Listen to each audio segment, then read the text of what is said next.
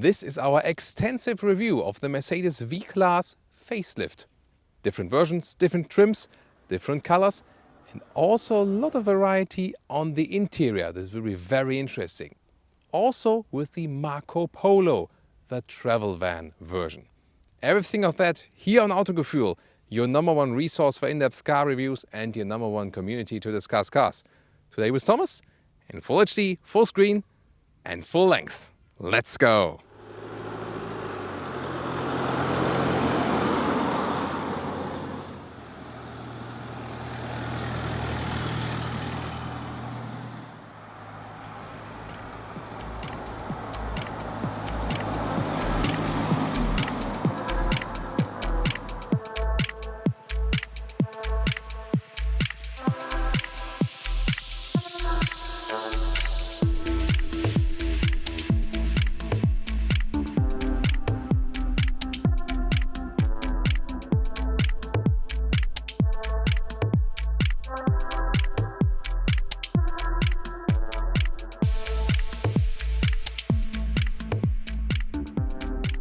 Taking a look at the front, all new Mercedes V-Class facelift versions look a little bit different here in the front grille. Also this lower graphic has been changed, looks a little bit sportier. This one here is the base version.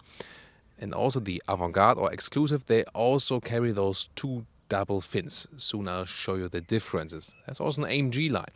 And here the base version also comes with halogen headlamps. They look also a little bit different. I'll also soon show you the differences. And here now you can see that both Avantgarde and Exclusive line have this chrome accentuation in the lower part. And this vehicle here is also equipped with the optional LED lamps. So there's halogen, LED, and then the LED high beam. So 3 trims overall. And you see they have a different signature here in the front, which looks a little bit more modern and elegant. And it's really interesting. In the LED version, you can see the LED daytime running light is exactly here, and that's also the illuminated part next to the LED headlamp unit, the main headlamp unit.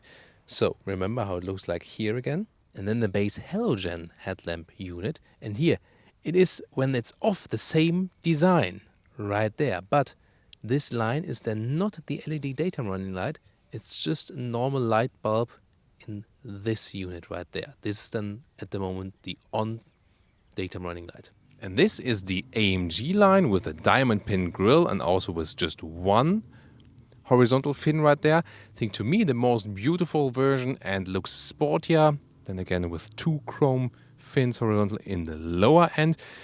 This also moves the V-Class more towards a passenger car styling.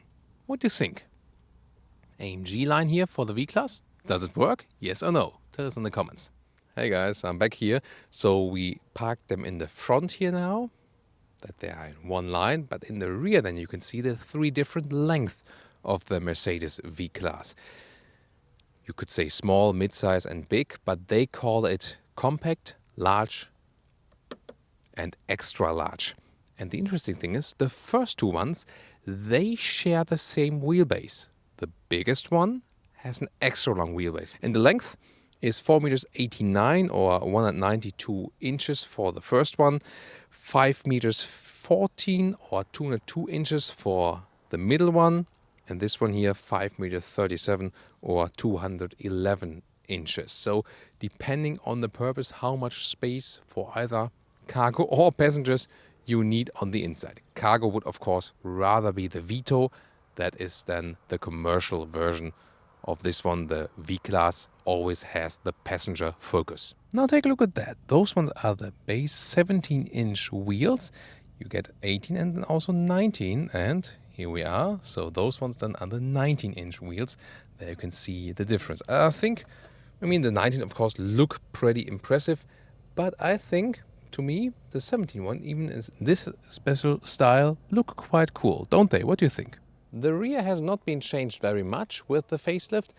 Well, what's interesting is here again, that was the base model with the normal tail lamps. And those ones here are the ones where all the LED in the front. And then you also get this more modern tail lamp scheme. This is also which looks visually different than here in the facelift.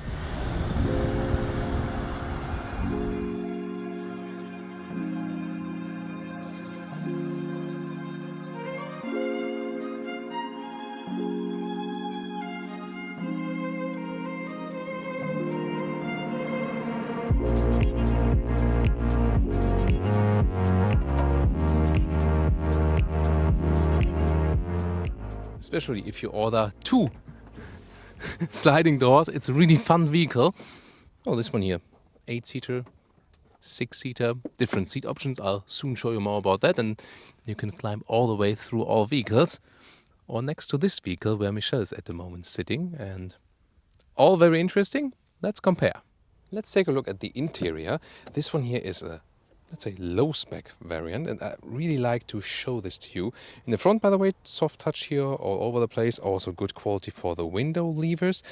This one here with a black insert, but also with some gray stripes. You know, that looks actually quite modern. So they have changed in the facelift those turbine vents. They are new, and also those inlets, wood available, aluminum style, and so on. We'll also show you some variation very soon.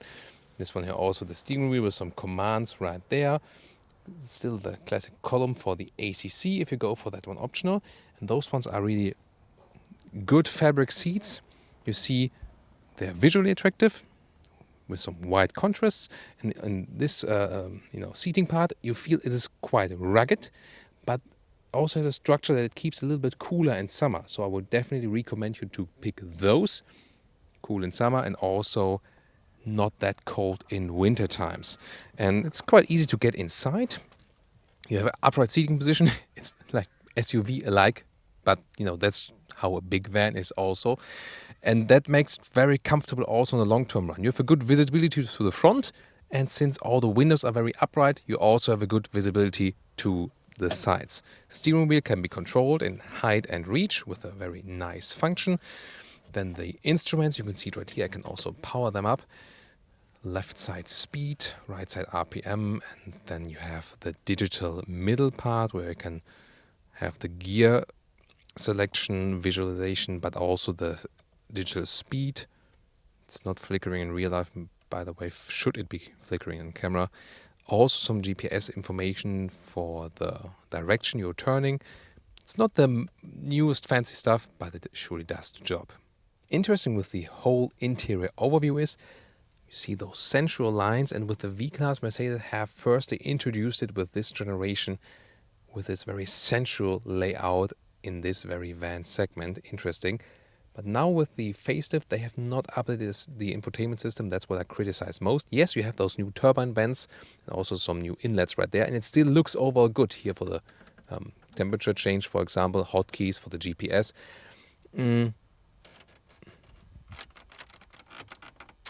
It should be also a little bit better as for the processing quality when you really press it hard.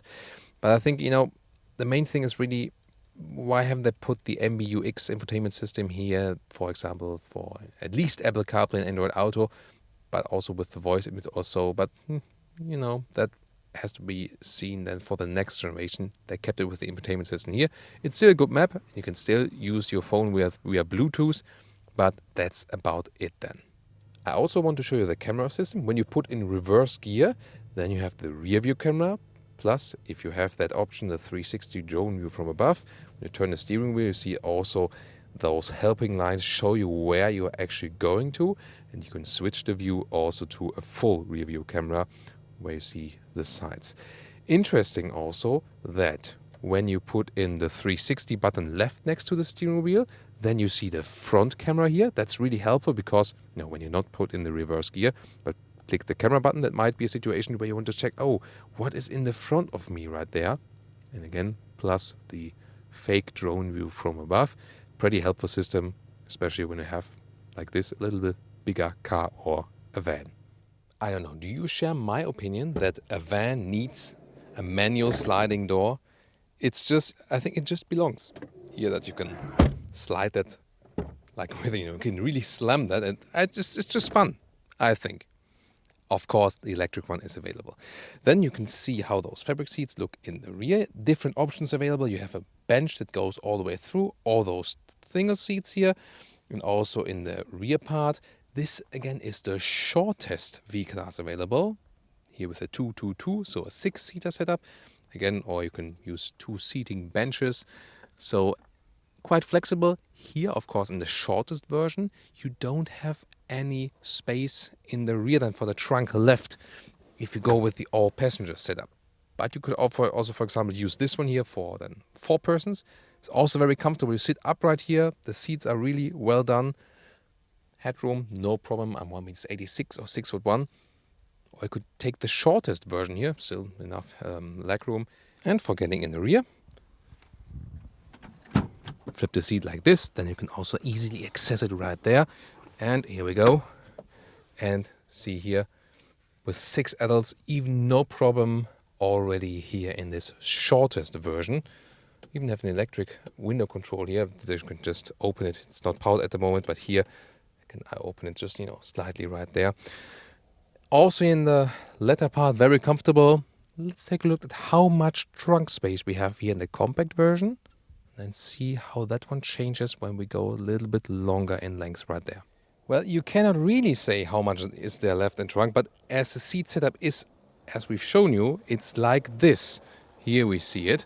Then you have this length left, but you can see you can change it all here on the rails, how the seats are being operated, so it really depends on. So this would be the minimum length you have left then. Another difference here, base model has just those rubber lips here above the doors, and then the higher trim levels have this chrome strip right there. Yeah, it looks a little bit fancier, but I think not the most important thing. And now interior with higher trim. Well, what are the differences? First of all, we have an Alcantara ceiling here. That's pretty nicely done, pretty fancy. We also have some animal skin seats here, but that's has nothing to do with the trim. It's just an option you don't have to go to. Then at the dashboard, we have an aluminum trim right there. That looks pretty clean, but you can switch the styles all the way around if you like. There's also an Art Deco dashboard. This is a leather red dashboard, and a good example, no one would know if it's fake or real leather, and you can just use the artificial one without animal harm. Looks pretty cool. And here we also have a big middle console. You can style it open like this. 2 USB supplies. The USB supplies in the lower trim version were in the very bottom of the middle console, but then you didn't have this bulky part here. So you can also cool this part here, for example, for drinks or some snacks or something. It's nice to have this additional storage. Here also, again, this one here can be heated or cooled for drinks. So inside just cooled, here heated and cooled. So it's cool to have, some more possibilities right there. But on the other hand, on the low trim vehicle, it felt more open, more spacious, as this one wasn't that bulky. So, I'm also a fan of useful cars, and especially in this van segment, I'm actually personally not such a fan of like this high trim 100,000 euro VIP shuttle version. More like, the one where people can also live in, what I mean? What do you think? Interesting here, we also have a panoramic roof. We have opened it at the moment, so this would be another option. There's also a separate climate control here for the rear seats. Take a look right here. Temperature and also the vent strength. I can also close the panoramic roof again right here. And I can also show you how you can easily slide those seats forward. So you release this lower end here, and then here we go. So there's a massive difference then. For example, for getting in and out, that could also be helpful. And then you can see here we also have a 2-2-2 setup, 6 seats. And then there's this table hidden right there. But at the moment, as it is, it doesn't make too much sense. This table would rather make sense if you have just 2 more seats here in the back and then some room in the front. Then you can easier fold out this table. Now the mid-size size, or the so-called long version. Here we also have an option electric tailgate. Yeah, this is of course more practical than with the manual one. It's really a question of philosophy. Then this top part here can be lifted up. Some foldable shopping baskets. Interesting idea. And you can put this split here up. You can also totally remove it. But in this way you can, for example, load in the things right there. And you here in this longer version, you have at least 50 centimeters of luggage compartment, or even if the seating row is in the most backward positioned.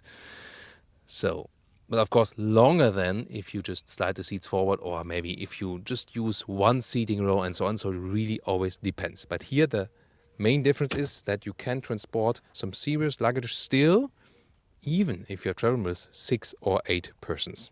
And a third vehicle here with a mix of wood and this beige animal skin. Sadly, they do not offer the Art Deco full leatherette seats. because in the style, this one is, by the way, here the separate button. You can use this button right here. It's one way, or you can use this like this for the electric side doors. So different possibilities from the front. You can also control them as a shuttle driver or like this.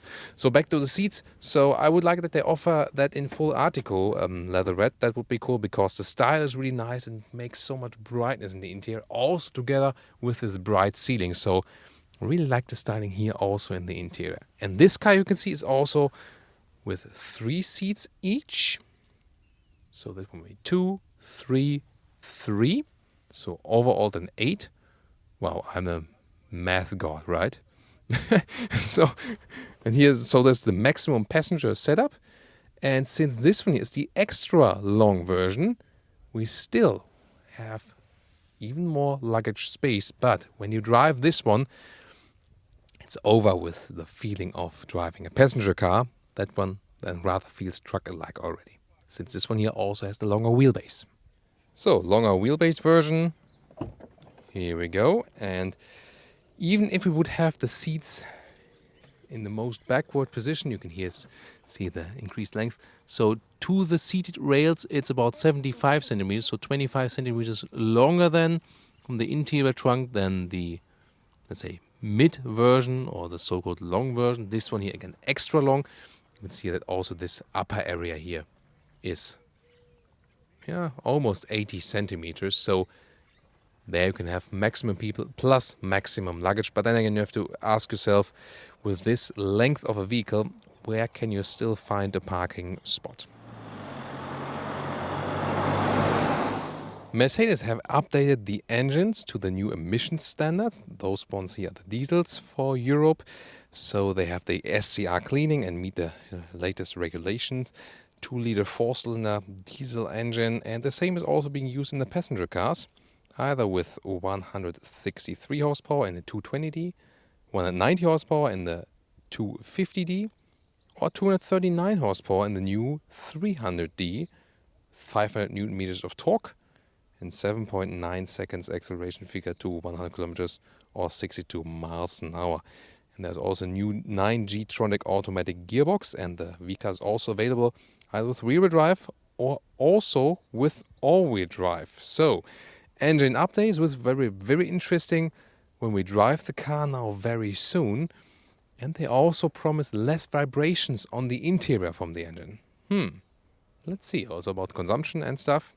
How does that one perform? And when you wonder about the US market, well, we've shown here the V-Class diesels here today. They are not available in the US because overall, in Europe, we have the Vito as commercial variant and the V-Class as a top-end high-luxury passenger variant. In the US, you have the Metris, which is just another name for the Vito. And the Metro is also more, let's say, the little bit rougher commercial van, which is available for cargo and for passenger transport, but it does not have the high-end luxury features that the V-Class is offering. The Metro is then also available with a 2-liter 4-cylinder petrol engine.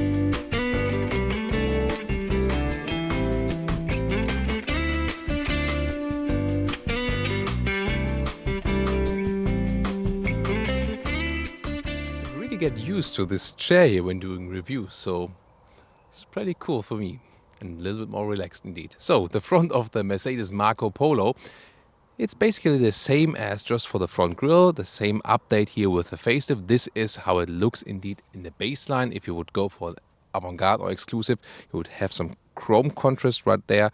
In the AMG line, the diamond pin grille, so that's the things you can pick. Those LED lamps now are also available and they have a little bit more modern shape. And also pretty nicely with this blue color that has a little bit brighter or darker nuance depending on how the light goes. The length here for the Marco Polo is always at 5 meters 14 or 202 inches. That is the middle length for the V-Class. 3 lengths available, compact or normal, then long. This would what they call long and extra long. So, and they keep just this length because it's not too long, so you can still move around in the city, but you have some more length that you can actually fit up there with the bed. And if they would do 3 different lengths also for the Marco Polo, they would have to adjust the roof and so on, and that wouldn't be easy that much. So they really decided for this very length. There are also some AMG wheels here, 19 inch, 17 to 19 inch overall. So this is not the AMG line, but just the AMG wheels. Kevin Side Blue is the color here, by the way, a really lovely one. And you can see here we already put up the roof to see the full extension. And also on this side, you can see this is the supply for water and also external power. And quite good. It's also for your camping experience if you have those tire blocks right there that the car cannot roll away. In the rear, the Marco Polo is just different by this very Marco Polo badge. Other than that, since the V-Class Facelift, also a little bit more modern tail lamp design. The Marco Polo gets all of the normal V-Class engines, a 2-liter 4-cylinder diesel, 163, 190 or 239 horsepower. The top spec, the 239 horsepower spec, would be the new 300D, that's the name, the strongest diesel engine for this one then. Once upon a time there was a car review on the Mercedes Marco Polo where Thomas was reading in a surf magazine right in front of this front porch with the marquee above him. This is actually really part of the vehicle and can be just drawn back. It's very interesting. And also interesting setup here. Those table and chairs, all the set, can be stored in the back of the vehicle. I can soon also show you where. It's just, you know, this artificial grass. It's not part of the deal. But I think it's also a very interesting setup. Well, and I really have to say it's quite cozy sitting here, and then also have some sunshade depending on where the sun is coming from. It's really, I really feel like going somewhere with this vehicle. Let's take a look at the interior. Fabric would be base for the seats. This is the optional animal skin equipment. Does not really fit, I think, to a modern outdoor lifestyle, but I put it here because it looks also quite fancy. This table for the inside can also be folded out and in again. You can see this one is at the moment then the setup for cooking. Also have the noodles there with the tomato sauce. So this kitchenette is also part of the Marco Polo. So this is the standard deal. Also with the sink right there. 40, to be very correct, 38 liters is the tank for the fresh water and 40 liters then for the used water. I'll also soon show you on the outside where it's actually rinsing out. Well, you can cook your coffee or you... There's some onions in here. Nice sample. Well, and of course this can all be closed here, like put it back and then close it again for the driving. So it's a very clean solution. And you might ask yourself, what is the main purpose of this vehicle? Because, well, there's no toilet in here, so it's not, to say, like a full camper. This is something in between, between the normal car and the full camper van. So here, for example, if you have like a camping place where you do have toilets and showers and so on, although a shower would be possible here, I can show you that in the back. But here the advantage is that you're still quite flexible, you can drive around quite easily and also maybe inside cities and so on. So it always depends on where and how you start your holidays. This roof that can be folded up is also quite handy. First of all, I can stand up here with 1 meter 86 or 6'1", still have some air above me, and this here can be closed, this shade. It's also then a window that can be opened right there, actually all the way electrically. Yeah, I'm using this finger now, yeah, it's more polite to you. So, and back again. It's also interesting for sleeping, of course. And you also have those side windows then here for sleeping. Those are basically fabric windows. This is the bed above us now. We can soon fold that down. So it's pretty cool in here. You can see you can slide those seats around. You can also put them around once more. But this would be a cool situations where, you know, with actually 4 adults in here, or maybe with some kids, and then have a nice chat around here. Even if the weather is bad, and if the weather is good, you can just take a seat again on the outside. You also have a fridge, by the way. There it is, with some reasonable storage in there, indeed. And of course, some normal storage. For example, here, this is a sliding door for, you know, let's say, all the cutlery you might need. For example, here again, some storage for wipers or whatever. And also on the top part here. And you can see you can still open it, although the table is installed. There's, for example, here the one for the cutlery. So very nicely done also for this demonstration. All set already. Here we go. And you see they actually secure. It's really a soft close. Here, there we go. And it's also secured then again for driving. Also very interesting. You know, power supply, USB. And then here also a bass boost. Maybe when you're having a party right in here. To fold the seats around, by the way.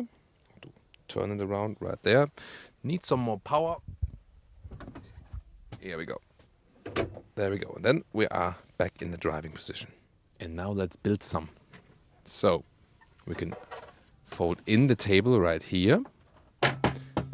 And then this bench that also goes forward like this. And you can actually really do that with one hand. It's no problem. You might also see that the head restraints are missing here. They're just mounted at the back side. So, and there's also a reason for that, because here we can actually electrically flip back the seats like this. Because, you know, there's a bed above us, but there's also a bed right here where I'm at the moment. So it takes a while, and the head restraints are also properly stored. Here we go.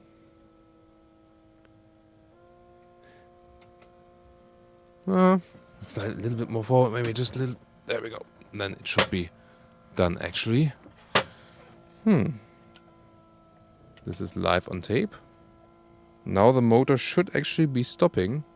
Not sure what the compressor is doing there.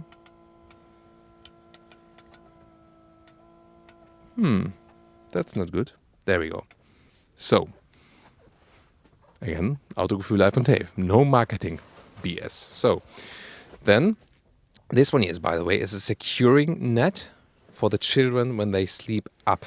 It might be important for parents, but doesn't play a big role here for us at the moment. So, this one here, this is already quite soft. You can make it softer a little bit. You can adjust actually the softness. Again, also right here. So here with those buttons, you make it stiffer or softer. And you can see it really fits. I'm not sure. Actually, I think it would be better because this part here would be harder if you, you know, just fold yourself around like this. And you see, this is actually, again, 2 adults, full size. And it's actually quite comfortable, but it's, of course, better when you put a small mattress here on top of that. And then you have actually a spot for 4 adults to sleep in this vehicle. The upper part we'll show you very soon. So Michel behind the camera, he was just telling me, what kind of a lazy review is that? You're sitting on chairs all day, you're just laying around here in the bed and so on. Well, but I'm showing you a lot of things. So here we go. This one here would be the spot where you store the chairs and the table from the outside. You know, the table on the inside can be stored as I've shown you. This one here for the outside chairs and table, quite good. And then you can still put some luggage, of course. You have to go all the way up and then, yeah, I just don't want to squish Michel right there. And then you have a cupboard right here. This is one side of it. Then there's also another side, so it's basically split. Maybe, you know, if you split in 2 people, split it for 2 people. So here we go. And there's also a mirror. And then you can see maybe through the mirror that you have even more storage right there. This would be primarily for clothes, I think. Cupboard again from this perspective, you can see it's actually quite large. And Another one is right here that has also some additional storage, for example, then here for the towels. If you want the upper bed to unfold, here we go. So you have to release that, of course, also while driving, because then the roof would be down. And the same thing you do at the other side. And then you can just leave that one down and have, again, full-size bed on top. So at the moment they got the pillow right there at the lower end side, but I think I would just prefer sleeping like this because the sun is just coming in here through the windows. That's really nice. And also when you look at the side, at those beige fabric sides here, left and right, this is so nice again, because when the sunlight is just, shining through this, it makes a warm, light atmosphere right here. And again, this one would be the full fabric window if you want some more fresh air. And I got here, by the way, via the front seats. So if you just take off your shoes and then step on the front seats, that's no problem to get up here then. And for nighttime, you also have some LED lights available here. They're not flickering for your human eye, by the way. You can also dim them a little bit so that it doesn't get too dark in here when you have maybe a longer night party or so. Let's get inside here. This comes a little bit later for the Marco Polo as usual, because it was rather about the rear experience. Here, upright seating position, also like in a normal Mercedes V-Class. Build quality is really good. Also soft touch here at the top of the dashboard. Here we also have a dark wood veneer. There are different ones available: aluminum, black piano lacquer, and like also this wood style. There's also matte wood style available. Turbine vents, those ones are new with the facelift, so not so much has been done with the facelift, but those turbine style vents, they are one of the news. For the infotainment system, you use this jog, again press and turn, because this infotainment system here is still no touch. It has not been updated. This is, I think, the biggest disappointment of this facelift. They haven't done, well, they have done something to the engines, a little bit styling here and there, but they should have changed the infotainment system that it also features Apple CarPlay and Android Auto. It does not feature that one, so phone connection still via Bluetooth, and here in the map it's, it's a good visualization still, but a little bit outdated. Also with this big frame here around, you can do the most stuff you need with that one, but no voice control whatsoever, so not equipped with the new MBUX. Instruments rather classical, left side speed, right side RPMs. In the middle part you have a digital screen. It's not flickering in real life, by the way. Here you can, for example, see some consumption info, but also some telephone info who you want to call, for example Ghostbusters. So in the lower part, for the independent heating control, that looks a little bit old school, but here you also have two USB supplies and another 12-volt power supply next to some adaptive cup holders for traveling. And before driving the Marco Polo, let me show you how it looks like cleaned up. This is everything ready for driving, also with head restraints, all the stuff closed and everything cleaned up, nothing flying around. So this would be how you ideally would drive the vehicle. And here in this vehicle we also have another cover right here. This is also very beautiful. It's a carbon fiber style. It's not carbon fiber, but it surely looks very sporty. And in this lower unit you can control the independent heating and also pre-time it. You can change the temperature up to minus 16 degrees for the freezer. And then this one here is the function for the roof if you have the electric one, and then you can press it here for open. So here the electric version. If you have a manual roof, then there would be some clamps right here. You can open, then just push it upwards. But now the electric one.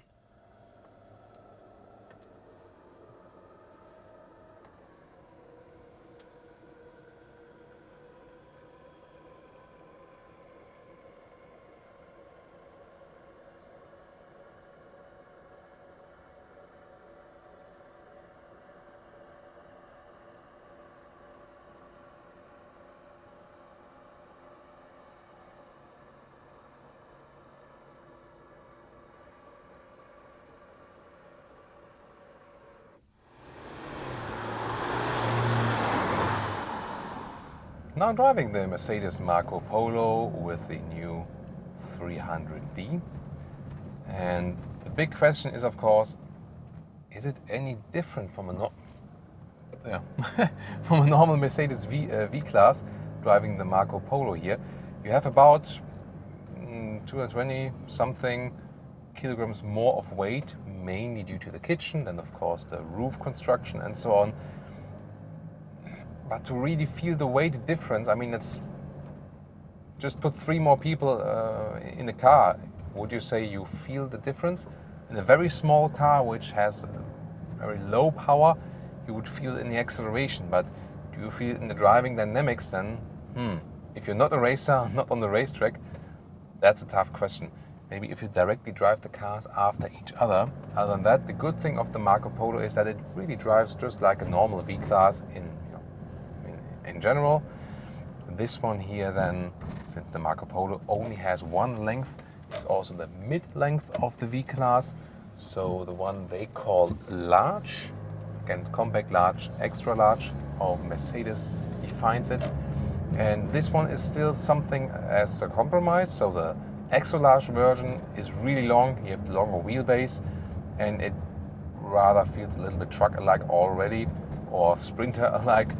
And this one here is not too different from the shortest V-Class version because it has the same wheelbase. So what is different when driving the Marco Polo then? Well, you have this fabric from the roof construction, and when you're going over some uneven roads, I'm not sure if you can pick that up on camera yourself, but this fabric there, which is folded, you can hear it moving around just a little bit when you're at uneven roads, or here when something is shaking. It's like a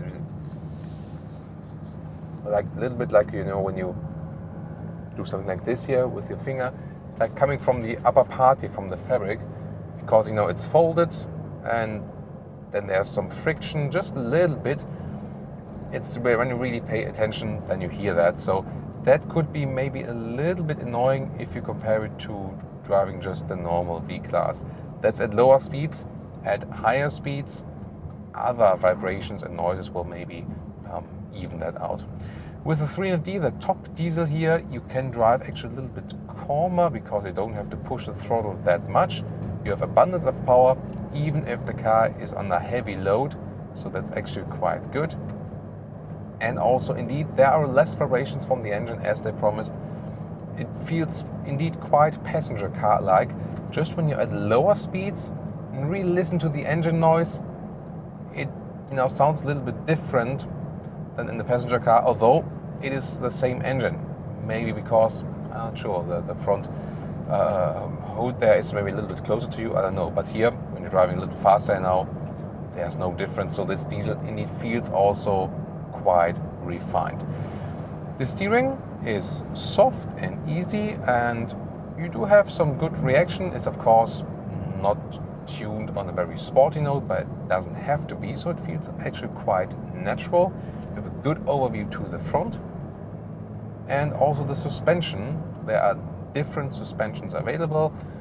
Normal one, they call it Comfort. Then there's a sportier suspension. I'm not sure why we would go for that one with the V-Class or Marco Polo. And then there's also an adaptive suspension. And when you have that one, we also have that one here. And you can also change some driving modes here. And for example, the automatic also is switching up the gears. So in the sport mode, the gears are turned a little bit more and you have a little bit better acceleration. Consumption will be just a little bit higher than with the normal Mercedes V-Class, but that's the same also as you would put the load on it. So the facelift, driving-wise, mainly changed that the engine feels a little bit more refined. Consumption will still not be that low, so maybe a little bit less than before, but I wouldn't really count on that. Such a heavy vehicle has a low consumption. We'll drive a little bit longer also and then keep you updated with that one at a later stage. At the moment, we're here at about 12 liters for some city driving, and we can also go a little bit on the motorway, reset the consumption meter and see what would be the minimum consumption value. So if we set the cruise control on the motorway, that's always a good test to see what's possible on the lowest scale. So overall, also good driving feeling here from the Marco Polo. But indeed the thing there's a little bit to criticize, that there is some more noise definitely coming from this fabric folding of the roof. So, I mean, I think you can still live with that, but it's something you definitely notice. Now we go to the motorway, set the ACC, the adaptive cruise control. That's a very reliable system. And we also feel that at 100 kilometers or 60 miles an hour, it's reasonably silent in here as for the noise insulation. And you don't have that with all vans. So especially for a van, this is really a very good noise insulation. And we can also see that you can bring the consumption to about 9 liters on 100 kilometers if you go cruise control and motorway.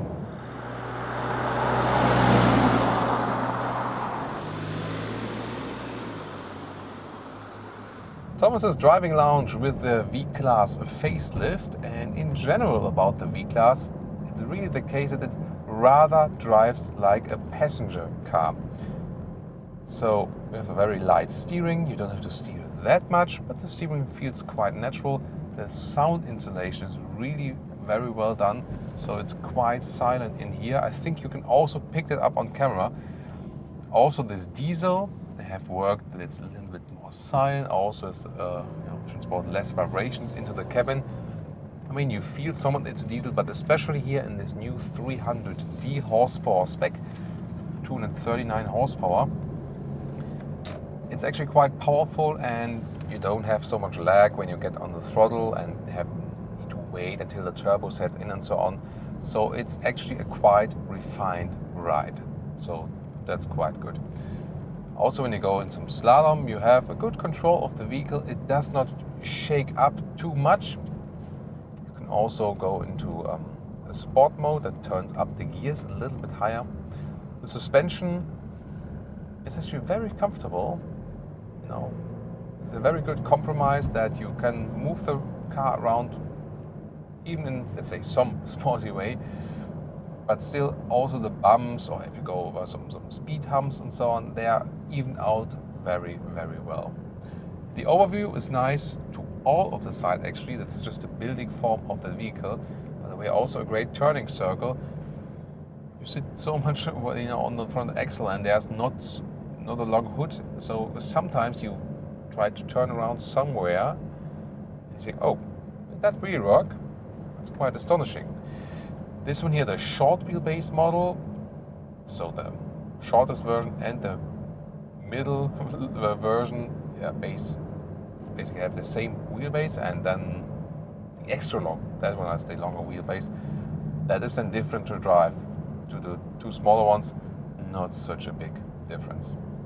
We'll soon also go a little bit faster and tell you more about the sound insulation. So far again, the diesel, indeed a little bit more refined, and they use the same diesel in the passenger cars. That's also again, part of their strategy to make the vans more passenger-alike. They also recently, from the business perspective, sales perspective, moved the van segment from Mercedes from the commercial brand to the passenger brand. So that's again telling you something about the commitment in this case, and I think I can understand it.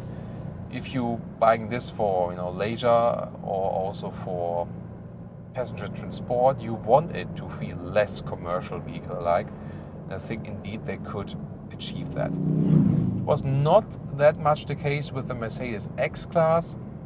This was also just the base taken there from the Nissan pickup. But here with the V-Class, it really works very well that it does feel like a passenger car. Of course, there is some significant length still behind, so you have to pay attention that you don't take corners too close. But it's not like with a truck where you have to go in a very, very wide radius. It's still quite okay. So if you're jumping in that one here from a normal passenger car, you don't need to get used to it that much. That's still totally okay. Now let's see, get on the motorway, and then we'll accelerate it out just a little bit, and then I'll also reset the consumption meter again. I can tell you, from this size, from this weight, you cannot expect any low consumption figures. So our average consumption, which we usually measure here with the V-Class, is definitely in the 2-digit liter figures. Only when you reset the consumption meter, then you can get lower. We'll do that quite soon.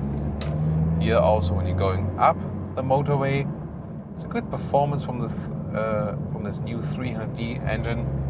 Don't be mistaken, it's not a 3-liter diesel. That doesn't fit in that small front engine cabin right there. But it has still some significant power. I mean, if you think about less than 8 seconds to 100 kilometers or 62 miles an hour, that's quite decent for this van here. Mostly, of course, when you think about that you have probably a heavy load or driving with a lot of people, and you can still punch it then a little bit more on the motorway. What does the facelift do in the driving? Well, it's more about this new engine, and it's a little bit more refined and with less vibrations. That's the main thing about the facelift. The other thing doesn't change too much in the driving perspective. You know, over the years they fix some small things, maybe here and there, some tweaks. So sometimes it's also good to wait a little bit until the car gets a little bit older, so not buy it directly from the launch, but buy it a couple of years later, this generation, because there may be evened out some problems that might have been occurring. So now we can drive about 90 kilometers an hour, so like 55 miles, and you also hear how excited it's still here in that vehicle. That's pretty cool. Also with the cruise control, it works with a separate column, easy to set, and the distance is kept to the car in front of us. And that's also the same as in a passenger version. You are a little bit more prone to side wind effects, yes, but you also have the side wind assist from standard equipment. And how does it work? It works over the ESP, the electronic stability program. And so if there's heavy side wind, the car could actually regulate something via the brakes, if that's really necessary. In most cases, you will just hold on tight to the steering wheel, but I mean, it's definitely good to have it just in case. Well, let's set the ACC here once more again, because then I can see I'm keeping my foot off the brake and also off the throttle at the moment. So here the distance is being kept, and that system here, the Distronic, is working very well like that. There's also the blind spot monitor for those side mirrors. At the moment, no one is overtaking us, but there will be then a triangle, a small triangle flashing. It's also good to have that here in this van segment. Other than that, as I said, you also have a normal good overview, and of course also a nice camera system optional. Not only a normal rear camera, you can also get this 360-degree view from above. Also at higher speeds, the car remains relatively stable. It's really, actually it's quite fun to drive the car. And the big question is always, Thomas, which one is now the better one, V-Class or the Volkswagen T6? It's a good question. So both have their fan base and certain reason to go for this or that. They here, of course, have a little bit more sensual interior. The T6 has also been facelifted recently. Infotainment-wise, the T6 is now leading it. Also has some, even interesting systems as for the assistance right there. It's really a tough question. So I feel the noise insulation is a little bit better in the V-Class here. This also accounts for this passenger driving feeling. So when you ask myself, you want that normal car feeling, then the V-Class is closer to it than the T6. The T6 then has other advantages. It's I have sometimes the feeling it's a little bit more roomy on the interior, and also is a good drive. So yeah, you can argue pro and con. The V-Class, depending on the configuration, is quite often also a little bit more expensive, but that's I'm criticizing about both. Yes, they're both leading the segment. They are very refined and almost luxurious cars, but they are so extremely expensive both when you spec something in it. And I think about some families who might really need the space and want to get that vehicle, and wow, how much money they would have to spend to get a decent T6 or a decent V-Class. That really hurts. So now on this countryside road, let's reset the consumption meter and see what that one delivers. So far at about average consumption about 10 liters on 100 kilometers. So yeah, I mean, or you can say some 23, 24 mpg US, some 30 mpg UK. I mean, consider the segment we're in, but of course we can always hope for lower consumption. It really depends on how much you hit the throttle, and I wouldn't have to test it on a very, very long-term run to see what it's really about. But good thing really about the 300D here is that you can be a little bit more gently with the throttle. Does it really make sense to pay a super extra price for the 300D? I mean, you're not racing with this car anyway, so if you get a way lower entry price at your dealer when you stick with the smaller horsepower figure for that engine, you're also totally fine off by that. So now on those corners, I really have to say it's actually quite fun. And again, back to the comparison with the T6, I feel the V-Class is sitting a little bit lower on the road than the T6. Again, this accounts for this passenger car feeling. And when you are in those winding corners, I feel that the V-Class feels a little bit more at home doing that than with the T6. T6 is, to me, feels that it would be sitting a little bit higher. Again, this is also, about pro and con. Well, and Mercedes have promised us a lot of performance also from this engine, so I would say we search for a spot to rev it up a little bit more. Also go then in the sports mode to see what it really can deliver. Here again in this roundabout, the agility can be tested very well, and again, the car surprises me that it's really very well to drive.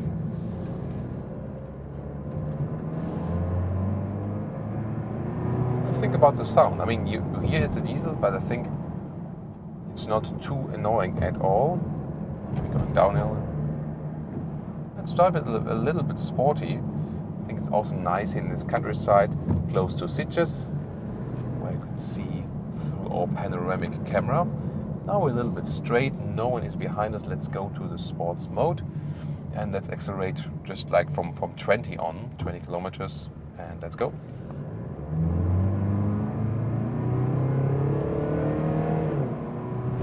And that was already 80 kilometers an hour. So quite decent. This one is the rear-wheel drive model. There is also an all-wheel drive available. Estimation is that this will top up the consumption about 0.5 liters on 1 kilometers. All-wheel drive always boosts the consumption a little bit, depending on the car, more or less. The all-wheel drive would be making sense if you have some plans for winter trips with the vehicle and maybe snowy conditions or some semi-off-road stuff. Of course, always nice to have the all-wheel drive, but it's not really necessary since this one is rear-wheel driven, not a super performance car, and you have a lot of weight on both axles. You will also still have a lot of traction just via the rear axle. So, generally well done. This diesel upgrade does bring you more power, yes, makes sense. Then again, price will also go higher, so the question is it just not, is it just okay for you when you go with the lower horsepower spec, because the base engine, also displacement and so on, will also remain the same. Yeah, and about the consumption, quite again, like about 11, 12 liters. So you can score a single-digit figure, like some 9 liters, 1 kilometers when you really reset it on the motorway and have cruise control set and it's even a straight road. but that's not a realistic figure then when you're driving every day in the city and so on in the mix. Still, really enjoyed driving the V-Class here. I hope you did too.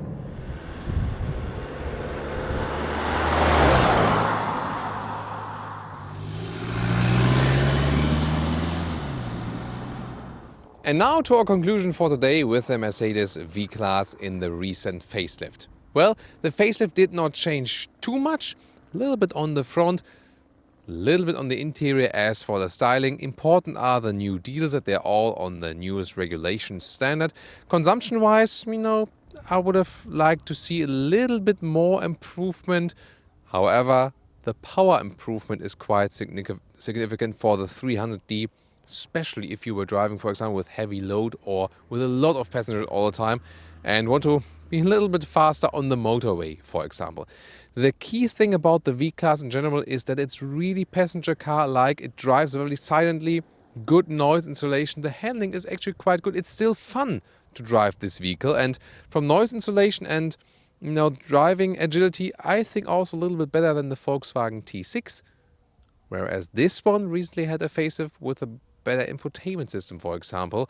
So both surely have their pros and cons. Yeah, here they lacked to update the infotainment system. That's probably the biggest disappointment with the facelift here.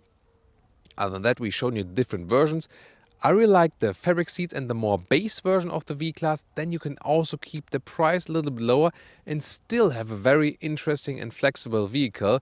With the luxury VIP package, everything, then it gets super, super expensive. So yes, together with the T6, top of the segment, but also price-wise, top of the segment.